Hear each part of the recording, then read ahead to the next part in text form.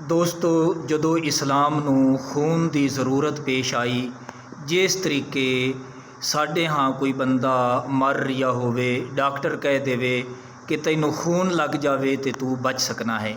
ਇਸਲਾਮ ਤੇ ਜਦੋਂ ਔਖਾ ਵੇੜਾ ਆਇਆ, ਇਸਲਾਮ ਨੂੰ ਜਦੋਂ ਖੂਨ ਦੀ ਜ਼ਰੂਰਤ ਪੇਸ਼ ਆਈ, ਤੁਸੀਂ ਜਾਣਦੇ ਹੋ ਕਿ ਮਰੀਜ਼ ਨੂੰ ਹਰ ਬੰਦੇ ਦਾ ਖੂਨ ਨਹੀਂ ਲੱਗਦਾ, ਬਲਕਿ ਜਿਸ ਦੇ ਖੂਨ ਦਾ ਗਰੁੱਪ ਮਰੀਜ਼ ਦੇ ਖੂਨ ਦੇ ਗਰੁੱਪ ਦੇ ਨਾਲ ਮਿਲਦਾ ਹੋਵੇ, ਡਾਕਟਰ ਉਸ ਦਾ ਖੂਨ ਲੈਂਦਾ ਹੈ, ਉਸ ਦੇ ਖੂਨ ਦਾ ਇੰਤਖਾਬ ਕਰਦਾ ਹੈ।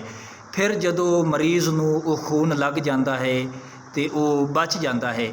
ਜਦੋਂ ਇਸਲਾਮ ਲੜਖੜਾ ਰਿਹਾ ਸੀ, ਇਸਲਾਮ ਨੂੰ ਜਦੋਂ ਖੂਨ ਦੀ ਜ਼ਰੂਰਤ ਪੇਸ਼ ਆਈ तो इमाम अली मकाम इमाम हुसैन रदी अल्लाह तआला अन्हु आप दे खून दा ग्रुप इस्लाम दे नाल मिल गया, लिहाजा आप ने अपना खून दे के इस्लाम नू बचा लिया।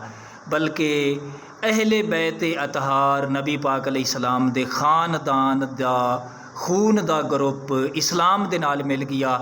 इमाम अली मकाम इमाम हुसैन रदी अल्लाह तआला अन्हु आपने फिर अपना खून भी पेश किया, अपने जवान तो लेके दूध पींदे बच्चे तक, अपने भतीजे और भांजियां दा इस्लाम नू खून ला के कयामत तक दे वास्ते इस्लाम नू बका बख्शी और इस्लाम दा परचम बुलंद कर छड्डा।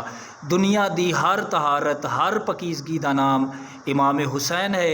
दुनिया दी हर गिलाजत, हर निजासत दा नाम यजीद पलीद है।